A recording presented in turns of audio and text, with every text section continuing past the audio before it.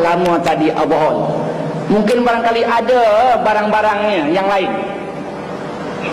Di bidang-bidang yang lain yang ada dalam kereta tu yang ada salah silap, yang nak kena periksa semua. Sebab kereta tu kadang-kadang 1-2 skrunya saja longgar dah lain perjalanan dia. Itu baru skrunya, betapa kalau roda tercabut. Betapa enjin tak boleh disekat. Lagi berat. Begitu dalam ajaran Islam ni. Kadang-kadang sikit di bidang fiqh, kadang-kadang sikit di bidang tasawuf, kadang-kadang sikit di bidang usuluddin, membawakan kita nanti tidak dapat hakikat, menjadikan kita tak berakhlak, tak dapat memiliki mahmudah. Yang kita miliki mazmumah, baru sikit.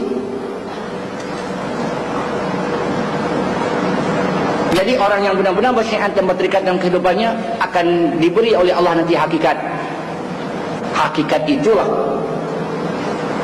buah ibadah, buah syariat, buah iman dan Islam. Dan orang mendapat hakikat, itulah orang yang benar-benar ma'rifah dengan Allah, orang yang benar-benar kenal Allah dengan hati. Jadi saudara-saudari, para hadirin yang sekalian, nak dapat buah Islam ni susah. Saya ni boleh bercakap dia lah.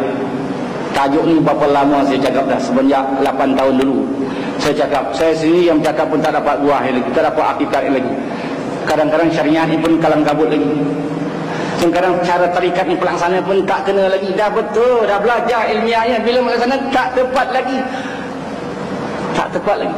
Kalau saya nak dapat hakikat syariat pun lintang bugang saya lagi. Pelaksanaannya itu yang katakan tarikat masih lagi lintang bugang. Sebab itulah kita pun hidup lintang bugang. Tapi ini satu kebenaran terpaksa diperkatakan. Boleh jadi ada di antara saudara yang kuat, dalam segi jiwanya, imannya dapat berbuat, dapat bertindak lebih dulu daripada kita yang bercakap ini. Jadi kita hanya berani bercakap benar saja.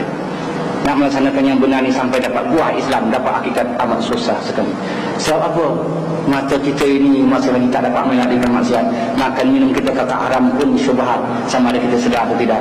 Pergaulan kita, tempat kita belajar, masyarakat kita, rumah tangga kita, semuanya itu mengganggu iman kita, tidak benar-benar bergejolakkan Islam. Kita mau ibu dan ayah kita tak mau, kita mau adik-beradik kita, rumah tangga kita tak mau, kita mau anak kita, isteri tak mau lagi. Jadi itu yang semua boleh mencacatkan hal-hal Islam kita. Sebab itulah saudara-saudari yang sekalian, dalam kita nak hidup secara Islam, supaya kita dapat keselamatan di dunia dan mendapat keselamatan di akhirat, hingga kita dianggap oleh orang-orang yang saleh, dianggap oleh Allah orang yang muttaqin, yang akan dibela oleh Allah di dunia dan di akhirat. Bukan boleh cakap-cakap cara macam saya malam ini. Bukan boleh main semangat-semangat, tidak. Kena belajar sungguh-sungguh semua bidang, semua babnya.